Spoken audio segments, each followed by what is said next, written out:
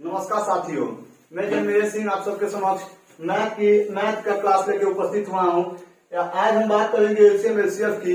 ये जो वीडियो होगी आपको फ्री में उपलब्ध हो जाएगी और जैसे जैसे आप ये जो कोर्स हमारा दिया है इस पे आप रजिस्टर करेंगे तो आगे की वीडियो जो होंगी वो आपको रजिस्टर करने के बाद उपलब्ध हो जाएंगी। तो बात करते हैं आज के टॉपिक की, एलसीएम और एलसीएफ। देखिए, किसी भी लेसन को पढ़ने से पहले हमें यह जानना चाहिए कि उस लेसन में क्या पढ़ना क्या है। फिर हम आगे जैसे से बात करते जाएंगे, लेसन की क्वेरीज होंगी, आपकी जो भी दिक्कतें होंगी वो आप क्वेरी के आप कमेंट सेक्शन में उसको डाल दीजिएगा, हम देख लेंगे उसको। तो आगे हम बात कर लेते हैं कि इस लेसन में हमको पढ़ना क्या है। तो सबसे पहले हम बात कर ले जाएंगे डेफिनेशन की।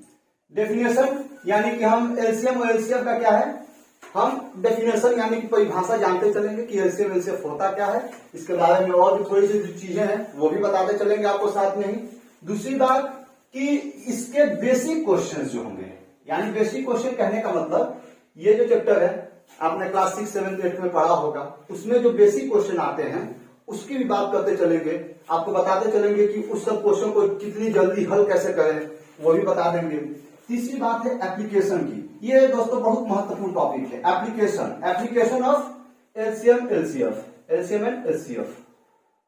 एलसीएम और एलसीएफ के एप्लीकेशन, इसी से मूलतः क्वेश्चन पूछे जाते हैं। जो जनरली क्वेश्चन होते हैं वो इसी टॉपिक से पूछे जाते हैं कि क्या होता है एलसीएम एलसीएफ। जैसे कि कोई भी घड़ी है 5, 10, 15, 20 सेकंड में बज रही है, वो एक साथ फिर कब बजेगी, ऐसे जो क्वेश्चन होंगे वो इस टॉपिक में आते हैं।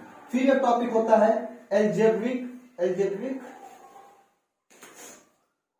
एप्लीकेशन, यानी जो एलसीएम एलसीएफ का जो एल्जेब्रा के रूप में, जैसे कि x-6 का स्क्वायर और x-2 का स्क्वायर, इसका एलसीएम क्या होगा, एलसीएफ क्या होगा, ये जो क्वेश्चन होते हैं जो एल्जेब्रा रिलेटेड क्वेश्चन होते हैं, इसके भी एप्लीकेशन की बात कर ले जाएंगे। तो ये इतना जानते रहिए कि हमें इस चैप्टर में इतनी चीजें पढ़नी है। हम पहले टॉपिक की बात कर लेते हैं। पहले टॉपिक डेफिनेशन की बात कर ले जाएंगे। तो डेफिनेशन में एलसीएम की बात करेंगे अगर हम, तो इसको हिंदी में कहते हैं लघुत्तम समाप्त वर्त्य। इसका full form lowest common multiple. अब एक चीज देखिएगा, यहाँ पे लोएस्ट कॉमन तो समझ में आ रहा है कि ठीक है, सब जो सब में कॉमन हो, लेकिन ये मल्टीपल क्या है? ये मल्टीपल का मतलब होता है कि वो सबसे छोटी संख्या जो दिए गए क्वेश्चन में, जैसे कि हम बात कर ले 2, 3, 4 का, तो ये जो सेट दिए गए हैं नंबर, इन नंबर में वो सबसे छोटा मल्टीपल कहने का मतलब कि मल्टीपल और फैक्टर में आप अंतर समझते रहिए। मल्टीपल और फैक्टर ये दोनों चीज अंतर है। फैक्टर किसको कहते हैं, मल्टीपल किसको कहते हैं? मल्टीपल वो संख्या से कटने वाली सारी आगे की संख्या है, और फैक्टर उस संख्या से जो संख्या पूर्णतः विभाजित कर गया। जैसे 2 का मल्टीपल क्या होगा? 2 का मल्टीपल 4 होगा, 6 होगा, 8 होगा, 10 होगा। 18 का क्या होगा? 18 का मल्टीपल 36, 54 एंड सो ऑन। यानी कि ये जो संख्या है इसके आगे की सारी संख्या जिसको ये पूर्णतः विभाजित कर जाए। लेकिन अगर फैक्टर की बात कर लेते हैं, मान लीजिए 36 का फैक्टर क्या होगा? तो 36 का फैक्टर 1 भी होगा, 2 भी होगा, 3 भी होगा, 4 भी होगा और 6 भी होगा, ऐसे सो ऑन। तो ये क्या है, ये जो नंबर्स हैं ये 36 को कंप्लीटली क्या करेंगे, डिवाइड कर देंगे। और ये मल्टीपल का मतलब होता है कि इसके आगे की वो सारी संख्या जिसको ये क्या करे, डिवाइड कर जाए। तो यहां पे बात हो रही है लोएस्ट कॉमन मल्टीपल की। तो लोएस्ट कॉमन मल्टीपल का हम मतलब समझते चलेंगे कि लोएस्ट जो कॉमन, सबसे छोटी इकाई जो इन तीनों नंबर्स में क्या हो, कॉमन हो। तो इन तीनों नंबर्स में कॉमन क्या दिख रहा है? तो इन तीनों नंबर्स में सबसे छोटी इकाई जो कॉमन दिख रही है वो 12 है। तो एलसीएम में जनरली क्या करते हैं कि यही जो सबसे छोटी इकाई होती है ये लोएस्ट कॉमन मल्टीपल का मतलब समझते चलिए कि इन तीनों में वो चीज आनी चाहिए, वो सबसे छोटी संख्या जो इन तीनों नंबर्स में क्या हो, दी गई हो। और हाईएस्ट कॉमन फैक्टर की बात करते हैं, तो देखिए यहां फैक्टर की बात किया है। फैक्टर का मतलब होता है कि आप जैसे 36 है, 36 का फैक्टर क्या है, 2, 3। ऐसे नंबर जो इसको कंप्लीटली डिवाइड कर दे, कंप्लीटली डिवाइड, ये सबसे बड़े होने चाहिए। और इसमें क्या है, ये सबसे छोटे होने चाहिए, निम्न होने चाहिए। और इसमें क्या होना चाहिए, ये उच्च होने चाहिए, यानी ये सबसे बड़े होने चाहिए। तो सबसे बड़े होने का तात्पर्य क्या है? तो सबसे बड़े होने का तात्पर्य है जैसे कि हम बात कर ले 12 हो गया, 8 हो गया, 6 हो गया। इसका हाईएस्ट कॉमन फैक्टर क्या होगा? तो हाईएस्ट कॉमन फैक्टर इसमें क्या दिख रहा है? तो हाईएस्ट कॉमन फैक्टर तो इसमें 2 ही दिख रहा है। इसमें हाईएस्ट कॉमन फैक्टर क्या है? ये सबसे बड़ी संख्या। आप ऐसी सोचिए कि इनसे सबसे बड़ी संख्या वो क्या होगी जो इन तीनों को कंप्लीटली डिवाइड कर जाए। इसमें क्या था कि इन तीनों से वो सबसे छोटा मल्टीपल जो इन तीनों से डिवाइड हो, सबसे छोटा मल्टीपल जो इन तीनों से, और इन तीनों में वो सबसे बड़ी संख्या जो इन तीनों से डिवाइड कर जाए। तो 2 की बात करेंगे तो 2 इससे भी डिवाइड होगा, इससे भी डिवाइड होगा, इससे भी डिवाइड होगा। अब कोई कहेगा कि 4 भैया हम 4 लेकर चलेंगे, हम नहीं मानेंगे, हम 4 लेकर चलेंगे। तो 4 तो इससे डिवाइड कर जाएगा, इससे डिवाइड कर जाएगा, क्या इससे डिवाइड कर रहा है? नहीं, इससे नहीं कर रहा है। तो क्या है? 4 इसका सबसे बड़ा कॉमन फैक्टर नहीं हो सकता। हाईएस्ट कॉमन यानी तीनों में आनी चाहिए, वो संख्या इन तीनों में आनी चाहिए। तो 4 क्या होगा? ये कॉमन नहीं होगा। इतने चीजें समझते चलिए। बेसिक डेफिनेशन थी, ये आप पहले भी पढ़ चुके होंगे। इससे जनरली ये बस समझिए कि हाईएस्ट कॉमन फैक्टर क्या होता है और लोएस्ट कॉमन मल्टीपल क्या होता है। अब 2-4 क्वेश्चन इसी बेसिस पे लगाते हैं, इस डेफिनेशन के बेसिस पे लगाएंगे ताकि आपको और क्लियर होता चलेगा।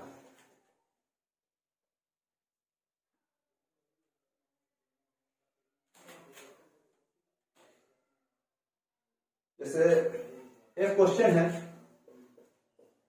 कि 30, 65, 75 का एलसीएम और एलसीएफ ज्ञात करें। इसको ज्ञात करें। तो एक तो बेसिक मेथड है। देखिए ट्रिक सीखिए, ट्रिक अपनी जगह पे है। आप ट्रिक सीखेंगे, आप अच्छा ठीक है सीखिए, लेकिन एक चीज ध्यान में रखिए, जब एग्जाम में आप बैठेंगे तो एग्जाम का प्रेशर कुछ इस तरह का होता है कि वो ट्रिक उतने समय में स्ट्राइक नहीं करेगी। फिर आपके दिमाग में एक चीज स्ट्राइक करेगी, इसका बेसिक मेथड। बेसिक मेथड क्या है? तो बेसिक मेथड ही हरदम स्ट्राइक करता है। आप इसको तेज कर लीजिए, इसको क्या करिए, इसको फास्ट कर लीजिए। ठीक है, ट्रिक अपनी जगह पे है, ट्रिक हर क्वेश्चन में नहीं लग सकता है, लेकिन ये चीज हर क्वेश्चन में एप्लीकेबल होगी। और इसी को फास्ट सीख करिए। अपने कैलकुलेशन जो भी क्वेश्चन दिए हैं, इसी को दिमाग में आप फास्टली कैलकुलेट करिए। और जब आप ये चीज करने लगेंगे तो आपका, देखिए बीएचयू में एक क्वेश्चन के लिए 1 मिनट मिलता होगा, इससे ज्यादा ही मिलता है। मैं कम बात कर रहा हूं, इससे ज्यादा ही मिलता है। और 1 मिनट अगर आप बेसिक से भी जाएंगे और फास्टली सोचेंगे उसको कि हाँ नहीं हम ये सोच रहे हैं, तब भी आप क्या करेंगे, सीख ले जाएंगे। ट्रिक होता कुछ नहीं है। जैसे कि ट्रिक की बात कर रहे हैं तो a² + b² + 2ab। कई लोग एक क्वेश्चन दिया है इस पे लगाते हैं, कई लोग a + b का होल स्क्वायर लगा देते हैं। तो इसी चीज से ये आया है और इसी चीज से ये आया है। तो ये ट्रिक की बात करें, कई लोगों को क्वेश्चन दिया है a और b की वैल्यू दिया है, ए की वैल्यू दिया है कुछ और बी की वैल्यू दिया है वाई, और निकालना है उनको कि वाई निकालना है। तो ये इससे भी निकल जाएगा और इससे भी निकल जाएगा। अगर एक्स वाई को प्लस कर देंगे, यहाँ पे डायरेक्ट स्क्वायर कर देंगे, तो वही चीज यहाँ भी मिलेगी और वही चीज यहाँ भी मिलेगी। तो ट्रिक कुछ होता नहीं है, बड़े फॉर्मूले को छोटे वे में क्या करने का दिखाने का तरीका होता है। वो लोड बढ़ता है आपका। आप तेजी से सोचते चलिए कि हाँ भाई बेसिक से ही जाएंगे, लेकिन बहुत तेज गति से आप सोचिए कि हाँ ये कैलकुलेशन हम अपने दिमाग में करते चले जाएंगे। आप क्या है उसको 1 मिनट बहुत ज्यादा सफिशियंट होता है बीएचयू के एग्जाम में कोई भी क्वेश्चन के लिए। और ये मान के चलिए कि बीएचयू बहुत ऊपर का क्वेश्चन नहीं देता है, 1-2 क्वेश्चन मिल जाते हैं जो बहुत ऊपर की लेवल के होते हैं, लेकिन बाकी जो क्वेश्चन होते हैं वो बड़े बेसिक वे से भी लगाए जा सकते हैं, बहुत इजी वे से लगाए जा सकते हैं। जैसे कि ये क्वेश्चन था, इसमें बात कर ले, पहले एलसीएफ की बात कर लेते हैं कि हाईएस्ट कॉमन फैक्टर क्या होगा इसमें। तो देखिए बेसिक से बता दे, पहले बेसिक से ऐसे प्राइम फैक्टराइज करके लोग निकालते हैं ये चीज। तो ये तो मान लीजिए बहुत बेसिक हो जाएगा। अब इसी को आप ऐसे भी लिख सकते हैं, 30 को डायरेक्ट क्या लिख सकते हैं कि 2 × 15 का मल्टीपल है। अब 15 किसका है, तो 15 भाई 3 × 5 का है, तो हम डायरेक्ट क्या लिख सकते हैं 2 × 3 × 5। इसको एक और मतलब बेसिक वे से समझा देते हैं। ऐसे था प्राइम फैक्टराइज 2 15 होता है, 3 5 5 1 होता है। तो यही चीज हम क्या करेंगे ऐसे। तो ऐसे सोचेंगे आप कि इतनी तेजी से हमको लिख देना है ऐसे डायरेक्ट 2 × 3 × 5, ये तो समझाने में टाइम जा रहा है आपका।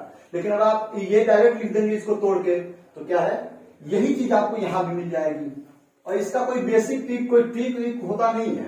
अब ऐसे वैसे भी क्या सीखेंगे ट्रिक, इतने सारे क्वेश्चन हैं, मैथ का ना कोई शुरू है ना कोई अंत है। इतने क्वेश्चन, आप जितने क्वेश्चन लगाएंगे हर क्वेश्चन में ट्रिक लग जाएगी, तो आप कितने ट्रिक याद करेंगे। अरे 100 क्वेश्चन लगाएं, आप 100 ट्रिक याद करेंगे नहीं।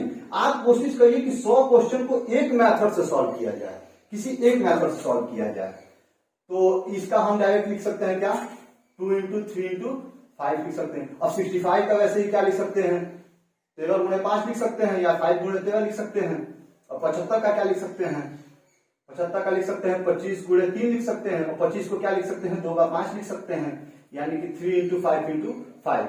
अब इन तीनों में से कौन सी सबसे बड़ी संख्या आपको कॉमन दिख रही है? मुझे तो दिख रही है 5 कॉमन दिख रही है, 5 कॉमन दिख रही है, यानी इसका आंसर क्या हो जाएगा, एलसीएम क्या हो जाएगा, 5 हो जाएगा। बस इतना ही लिखना है। और ये तो मैं लिखा हूं, या चाहे तो दिमाग में कैलकुलेट कर सकते हैं। 30 में 5 आएगा, 65 में भाई 13 में 5 आएगा। ये सीधी सी बात है कि एक ही 5 ही इसमें भी था, इसमें भी था, और इसमें देख लीजिए 5 आएगा कि नहीं आएगा। और आएगा तो ये मत देखिए कि कितनी बार आएगा, क्योंकि इसमें तो एक ही बार 5 आया है बस।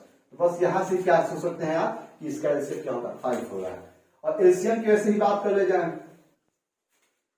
अब देखिए इसके एलसीएम की बात करेंगे, तो एलसीएम की अगर बात करें हम, एलसीएफ की बात की अभी, एलसीएफ क्या हो जाएगा, 5 हो जाएगा, हाईएस्ट कॉमन फैक्टर है भाई। एलसीएम की अगर बात करेंगे तो एलसीएम का पाई फैक्टर से बेसिक तरीका है 75। तो इसको पहले 2 से डिवाइड करेंगे।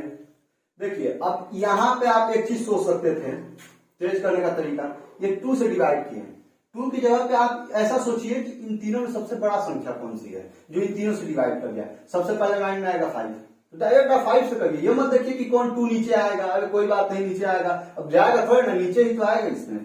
तो 5 हो गया, तो इसमें 6 हो जाएगा, इधर 13 हो जाएगा, इधर क्या हो जाएगा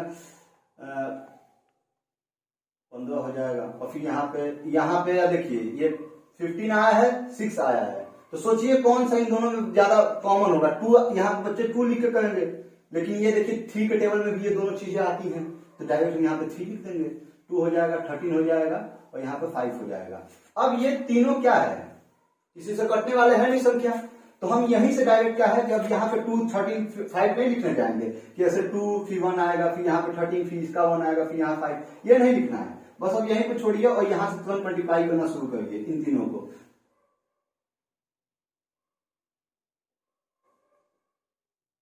तो अब आप ये करेंगे तो इसका आंसर क्या आ जाएगा, 300 आ जाएगा, यानी इस क्वेश्चन का एलसीएम क्या हो जाएगा, 300 हो जाएगा।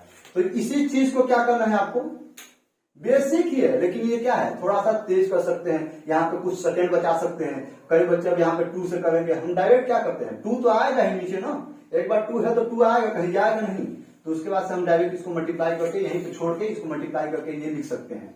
एक दो क्वेश्चन और इस पे बात कर लेते हैं बेसिक तरीके पे।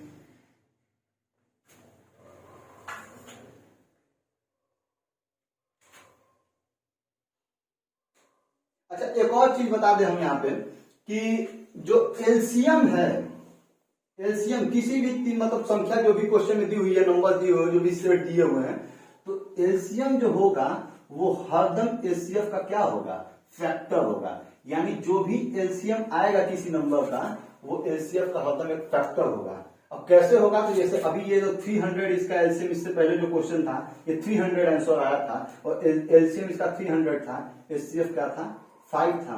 तो आप ये देखिए कि 5 300 का फैक्टर है कि नहीं, हाँ फैक्टर है भाई, 60 बार में क्या होगा कंप्लीटली डिवाइड कर जाएगा। तो हरदम ये चीज जानते रहिए कि एलसीएम जो है वो एचसीएफ का क्या होगा, फैक्टर होगा। इसके एप्लीकेशंस आगे पढ़ेंगे हम लोग कि जो भी क्यों ये इसका महत्व क्या था। बस आप यहाँ पे ये समझते चलिए कि एलसीएम जो है वो एचसीएफ का क्या है, फैक्टर जरूर होगा।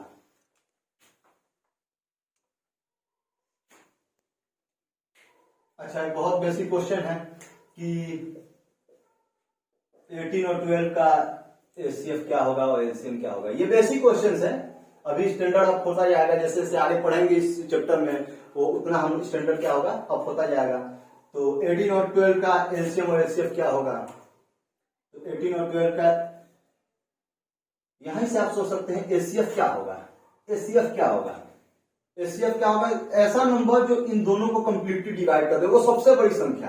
2 तो करेगा ही, देख रहे हैं, 4 नहीं कर पाएगा भाई, 6 करेगा, हाँ करेगा भाई, 9 नहीं कर पाएगा, और वैसे ही 12 उसके बाद आएगा, 12 तो अपने आप को काटेगा लेकिन इसको नहीं काट पाएगा, यानी कि यहीं से हम बता सकते हैं 6 क्या हो जाएगा, एचसीएफ हो जाएगा। अब इसका बेसिक भी देखते चले कि कैसे 6 आ गया भाई। तो 18 का अगर हम करेंगे तो 18 का आएगा 2 इंटू 9, 9 को और एक्सपेंड करके लिख सकते हैं 2 इंटू 3 का 2।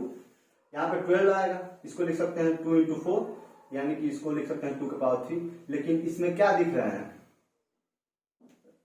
एक मिनट गलती हो गई, 2 इंटू 6, इसको लिख सकते हैं 2 इंटू 2 इंटू 3 लिख सकते हैं। तो यहाँ पे एक 2 कॉमन आ रहा है, यहाँ पे कॉमन आ रहा है, यहाँ पे एक 3 कॉमन आ रहा है और एक यहाँ पे 3 आ रहा है, यानी कि कॉमन क्या हो जाएगा 2 इंटू 3, यानी कि आंसर क्या हो जाएगा इसका 6 हो जाएगा। तो यही से डायरेक्ट आप सोच सकते थे कि हमें वो बड़ी संख्या जो इन दोनों से क्या है पूर्णतः विभाजित हो जाए, कंप्लीटली डिविजिबल हो जाए, वही आप सोच के यहाँ पे लिख दीजिए। अभी आगे बढ़ेंगे तो एक और तरीका भी है डिवीजन, लॉन्ग डिवीजन मेथड का। जो बड़े बड़े क्वेश्चंस आएंगे इसी वे पे तो हम उससे कर ले जाएंगे, तो वो कहीं ना कहीं वो क्या हो जाएगा थोड़ा सा आसान पड़ जाएगा हमारे लिए। अब इसी क्वेश्चन की बात कर ले तो एलसीएम की अगर बात करते हैं हम कि इसका एलसीएम क्या होगा, तो एलसीएम इसका हो जाएगा 18 है 12 है, एलसीएम निकालना है। देखिए फिर वही 2 18 और 12 आया तो सबसे बड़ी संख्या सोचिए जो इसको डिवाइड कर जाए 6 होगा, 6 होगा तो 3 आएगा, यहाँ पे क्या आएगा 2 आएगा। अब इसमें तो दोनों में कॉमन कोई आएगा ही नहीं, कोई नंबर ऐसा है ही नहीं जो इन दोनों को एक साथ काट दे। तो बस यही से सोच सकते हैं 36 18 दूनी 36, यानी कि इसका आंसर क्या हो जाएगा 36, एलसीएम क्या हो जाएगा 36 हो जाएगा इन दोनों का। तो ये बेसिक क्वेश्चंस थे जो कि डेफिनेशंस पे समझाए मैंने कि ये ऐसे होगा ऐसे होगा। अब थोड़ा सा क्वेश्चन का क्या है लेवल अप करते हैं, अब बड़े बड़े क्वेश्चन आएंगे, पहले लॉन्ग डिवीजन मेथड आपको समझाते चलेंगे और आगे क्या है कि जो भी क्वेश्चन आएंगे वो आगे हम पढ़ते चलेंगे। अब एचसीएफ की हम बात करने जाते हैं। एचसीएफ की एचसीएफ निकालने का एक तरीका तो था भाई प्राइम फैक्टराइजेशन से, कॉमन लेके अभी जो हमने आपको सिखाया प्राइम फैक्टराइजेशन से कैसे निकलेगा। और दूसरा एक तरीका होता है लॉन्ग डिवीजन मेथड, इससे भी आप कहीं ना कहीं अवगत होंगे, आपने बेसिक क्लास में क्लास 8 में आपने इस चीज को पढ़ा होगा। लॉन्ग डिवीजन मेथड ये हम उस केस में लगाते हैं जब क्वेश्चंस में जैसे यहाँ पे 18 बाबा था, अब क्वेश्चंस में संख्या क्या हो जाएगी बड़ी हो जाएगी, तो यहाँ पे 4 अंक की संख्या हो जाएगी, यहाँ पे 4 अंक की संख्या हो जाएगी, उस केस में हम इसका प्रयोग करते हैं और इसका प्रयोग करके निकाल लेते हैं। जैसे एक क्वेश्चन के माध्यम से मैं आपको समझाते चलता हूं कि लॉन्ग डिवीजन मेथड में करते क्या है और देखेंगे क्वेश्चन को। जैसे मान लीजिए ये क्वेश्चन दिया हुआ है, क्वेश्चन है आपका 1272 एंड 4932।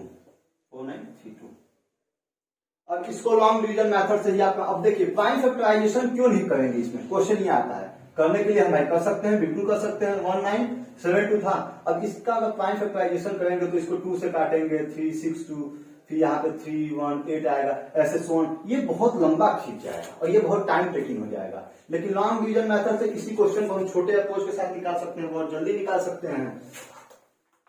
तो लॉन्ग डिवीजन मेथड में पहले तो ये जो संख्या दी हुई है इसको हम डिवीजर की प्लेस पे रखते हैं, जो सबसे छोटी संख्या है इसको डिवीजर के प्लेस पे रखिए और दूसरी जो संख्या है इसको डिविडेंड के प्लेस पे रखिए और फिर क्या करेंगे हम इसको डिवाइड करेंगे।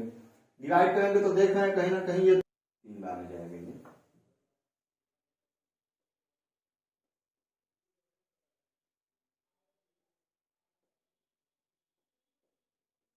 और फिर यहाँ पे ये रिमाइंडर जो आया है अब इसको हम क्या करेंगे डिवीजर की प्लेस पे रखेंगे और यहाँ जो पहले इससे पहले जो स्टेप में डिवीजर था अब इसको हम इसको क्या करेंगे डिविडेंड के प्लेस पे रख देंगे 1272। तो यहाँ पे करेंगे हम तो एक बार में जाएगा 1116 6 आएगा 5 आएगा, यहाँ पे आ जाएगा आपका 1। देखिए यहाँ पे फिर क्या किए हम इस वाले जो इससे पहले जो स्टेप में डिवीजर था अब उसको हम डिविडेंड बना लिए और डिविडेंड बना लेंगे तो यहाँ पे ये संख्या मुझे 8 से जाएगी,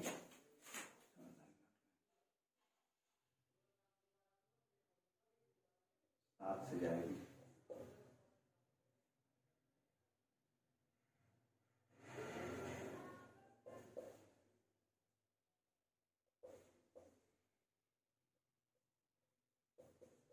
अब ये देखिए यहाँ पे जो डिवीजर के प्लेस पे था अब इसको हम क्या करेंगे डिविडेंड बना लिए। अब देखते हैं 24 के टेबल में ये कितनी बार में जाएगा, 24 पर से 120, 24 6 बार में,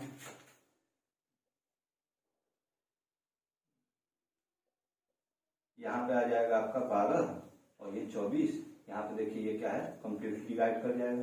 ये जो आखिरी संख्या जो कंप्लीटली डिवाइड कर जाए वो संख्या है, जैसे मैं बात करूं यहाँ पर वो संख्या जो आखिरी में नंबर को पूरी तरह क्या करें डिवाइड कर दे। जैसे यहां पर क्या है 12, 24 को पूरी तरह क्या किया है डिवाइड कर दिया है, तो वही क्या हो जाएगा इस नंबर का क्या हो जाएगा एचसीएफ हो जाएगा। यही लॉन्ग डिवीजन मेथड था। लॉन्ग डिवीजन मेथड में क्या है, इसको पहले जो क्वेश्चन में बड़ी संख्या है उसको यहाँ पे रख देंगे, जो सबसे छोटी संख्या है उसको डिवीजर की प्लेस पे रखेंगे, फिर आगे स्टेप करेंगे जो इसका रिमाइंडर आया है अब उसको डिवीजर मान लेंगे, और फिर इस चीज को क्या है या इस चीज को यहाँ पे रख देंगे, इस प्लेस पे रख देंगे डिविडेंड के प्लेस पे, और फिर इसके बाद जो आएगा रिमाइंडर उसको क्या है कि डिवीजर की प्लेस पे रख देंगे, और फिर यहाँ पे जो था डिवीजर उसको डिविडेंड के प्लेस पे रख देंगे। ऐसे करते जाएंगे जब तक कि कट न आया पूरी तरह। अगर कट जाएगा तो वही उसका क्या है आखिरी संख्या क्या हो जाएगी उसका एचसीएफ हो जाएगा। और मान लीजिए क्वेश्चन में आगे भी दिया हो अगर कि मान लीजिए कोई भी एक और संख्या दी हुई हो तो उसको क्या निकालेंगे, तो उसको निकालने के लिए फिर इस मेथड का उपयोग नहीं करेंगे। अब जो आखिरी में आया है जो संख्या कटी है हम बस उससे चेक कर लेंगे कि यहाँ पे जो मान लीजिए एक्स दिया है तो एक्स क्या 12 से डिविजिबल है कि नहीं, अगर है तो क्या हो जाएगा एक्स ही इन तीनों का क्या हो जाएगा एचसीएफ हो जाएगा, और अगर नहीं है तो इसका एचसीएफ क्या हो जाएगा कुछ नहीं होगा, इसका एचसीएफ मान लेंगे कि 1 होगा। अगर तीनों में से 2 को तो डिवाइड कर दी एक को नहीं की तो क्या हो जाएगा फिर तो भाई कोई एचसीएफ ही नहीं है, कोई कॉमन ही नहीं दिख रहा तो वो क्या हो जाएगा फिर उस केस में 1 ही हो जाएगा एचसीएफ। तो ये लॉन्ग डिवीजन मेथड है, आप इसको भी समझते चलिए। और जो भी बेसिक चीजें हैं वो यही थी।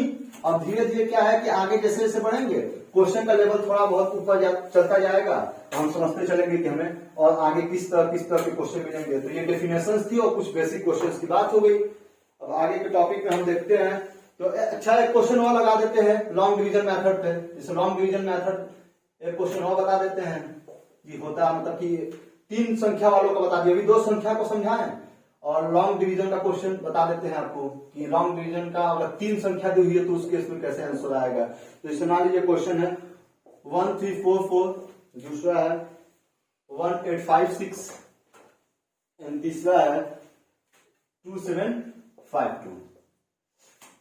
तो पहले सबसे छोटी संख्या उठाइए, सबसे छोटी संख्या यहाँ पे रख देंगे डिवीजर के प्लेस पे, और इन दोनों में से आप जिसकी भी जो भी चाहे इन दोनों में से कोई भी संख्या उठा के यहाँ पे रख सकते हैं।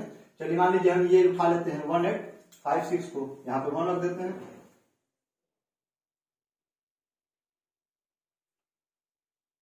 अब ये फिर क्या चला जाएगा, ये डिवीजर डिविडेंड की प्लेस पे चला जाएगा और ये जो रिमाइंडर है वो डिवीजर बन जाएगा।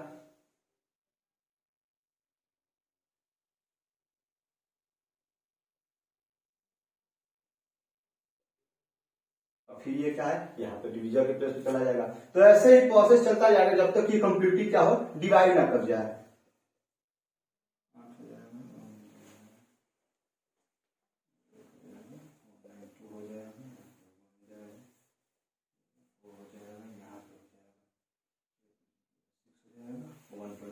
ये क्या है 2 में 128 कंप्लीटली क्या होगा डिवाइड कर जाएगा। यहाँ पे ये 64 क्या है आखिरी में 64 क्या है 128 को कंप्लीटली डिवाइड कर जाता है।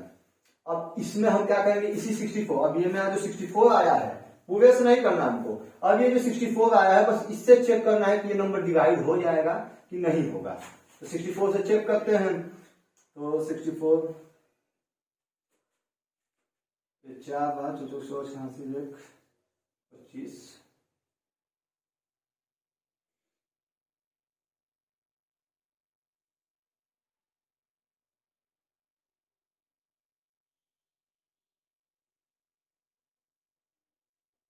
क्या है ये 64 इसको भी डिवाइड कर दिया है और 64 ये हमको पता ही है कि इन दोनों को भी डिवाइड कर रहा है 64। तो यानी इस क्वेश्चन का क्या है एचसीएफ क्या हो जाएगा 64 हो जाएगा। एचसीएफ क्या हो जाएगा 64। कैसे किए एक बार फिर समझा दें। जैसे हमने सबसे छोटी संख्या को यहाँ डिवीजर के प्लेस पे रखी, इसके बाद आप दोनों में से किसी को भी डिविडेंड के प्लेस पे रख दिए, मैंने इसको रख दिया और फिर इसके बाद जो इसका रिमाइंडर आया है अब इसको हम डिवीजन मानते हुए और यहाँ पे जो डिवीजन था इसको डिविडेंड मानते हुए और फिर इसको करेंगे, फिर यहाँ पे जो रिमाइंडर आएगा फिर इसको हम क्या करेंगे रिमाइंडर को डिवीजन मान लेंगे और फिर यहाँ पे जो डिवीजन था इसको डिविडेंड मान लेंगे। ये प्रोसेस तब तक चलता जाएगा जब तक कि वो नंबर क्या है कंप्लीटली क्या हो डिवाइड ना कर पाए, डिवाइड ना हो जाए। और जहां वो डिवाइड कर दिया तो जो संख्या आखिरी में डिवाइड की है, जो संख्या आखिरी में डिवीजर की प्लेस पे थी अब उस संख्या से हम तीसरे वाले संख्या को देख लेंगे कि क्या वो इसको पूरी तरह से डिवाइड कर रही है कि नहीं कर रही है। अगर कर रही है तो वो क्या हो जाएगा, इन तीनों का एलसीएफ हो जाएगा। ये था आपका लॉन्ग डिवीजन मेथड। इससे क्वेश्चन पूछ लिए जाते हैं। इससे क्वेश्चन क्या पूछे जाएंगे, ऐसे ही बड़ी क्वेश्चन दे देंगे। अब क्या है कि आप क्लास 8 में तो हो नहीं कि आपको 8, 6 और 4 इसका एलसीएम पूछेगा। अब पूछेगा तो यही क्वेश्चन पूछेगा। तो इस मेथड से अगर आप जाएंगे तो बहुत जल्दी लगा लेंगे, और प्राइम फैक्टराइजेशन से जाएंगे तो बहुत लंबा खींचता चला जाएगा। कई कई क्वेश्चन तो पूरे पेज भर देते हैं फिर भी नहीं होते हैं। तो हम ये लॉन्ग डिवीजन मेथड बस इसीलिए पढ़ते हैं कि उस क्वेश्चन को क्या है छोटे अप्रोच में लगा लें। तो ये आप लॉन्ग डिवीजन मेथड जानते हो, तो चाहे कितनी भी बड़ी संख्या दी हुई हो, 4 डिजिट की दी हो, 6 डिजिट की लिख लें, हम 8 डिजिट की लिख लें, हम अगर ये जानते हैं तो हम जल्दी क्या है उस चीज को कैलकुलेट कर ले जाएंगे। तो आज हम देखे हैं कि आज हम क्या क्या पढ़े, डेफिनेशन पढ़ लिए, एलसीएम एलसीएफ तो हम जानते चले, कुछ बेसिक क्वेश्चन थे एलसीएम एलसीएफ को जो हमने आपको बताया, और एक और तरीका पढ़ा लॉन्ग डिवीजन मेथड। अब जो आगे का टॉपिक है जैसे कि फ्रैक्शंस का, भाई फ्रैक्शन का एलसीएम एलसीएफ, इससे जनरली क्वेश्चन, ये बीएचयू का एक तरह समझ लीजिए कि ये फेवरेट टॉपिक है। अक्सर क्वेश्चन आ जाते हैं कि फ्रैक्शन से फ्रैक्शन दे देगा आपको, 3-4 फ्रैक्शन दे देगा, कहेगा कि क्या है आपको एलसीएम एलसीएफ पूछ दिया। तो उसका भी हम मेथड सीखते चलेंगे यहाँ पे। और आगे जो है कि एप्लीकेशन बेस्ड क्वेश्चन हो जाएंगे वो देख लेंगे, अलजेब्रा बेस्ड क्वेश्चन हो जाएंगे वो देख लेंगे। तो कुल मिला के आज हमने डेफिनेशंस की बात कर ली, बेसिक की बात कर ली, लॉन्ग डिवीजन की बात कर ली। अब आगे फ्रैक्शंस की बात करेंगे, अलजेब्रा की बात करेंगे, अलजेब्रिक एप्लीकेशन की और एप्लीकेशंस की बात करेंगे। और जैसे जैसे पढ़ते जाएंगे ये हम समझते जाएंगे कि क्या क्या दिया है और किस किस टॉपिक से अधिकतर बीएचयू क्वेश्चन पूछता है, ये भी आपको साथ में बताते चलेंगे। जैसे कि ये फ्रैक्शन से अक्सर बीएचयू क्वेश्चन पूछता है, ये उसका एक तरह समझिए कि फेवरेट टॉपिक्स में एक है। तो आज हम इतनी चीजों की बात कर लेंगे। अब कल जो होगा, कल के वीडियो में हम ये देखते चलेंगे कि आगे के जो भी टॉपिक्स हैं हम उसको समझते चलेंगे। ठीक है, अभी के लिए फिलहाल इतना ही। धन्यवाद, नमस्कार।